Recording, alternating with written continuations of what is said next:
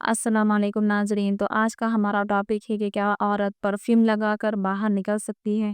کیا پرفیوم لگانا عورت کے لیے حرام ہے؟ تو چلیے اس بارے میں ہم جانتے ہیں کہ رسول اللہ صلی اللہ علیہ وسلم سے جب پوچھا گیا تو آپ نے فرمایا کہ جو عورت عطر یعنی پرفیوم لگا کر نکلے تاکہ لوگ اس کی خوشبو محسوس کرے تو وہ عورت زانیہ ہے۔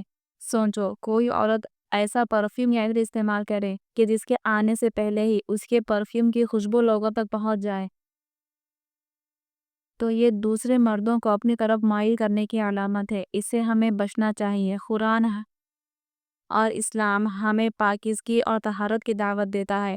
ہاں، اگر کوئی عورت ہلکی خوشبو والی پرفیوم استعمال کرتی ہے جو اس کے جسم کی پسینہ وغیرہ کی بو کو دور کرتی ہو، جو صرف محسوس ہوتی ہو، مہکتی نہ ہو، اور برائے زینت کہ وہ اپنے شوہر کے لیے استعمال کرتی ہو تو یہ تو باعث ثواب ہے۔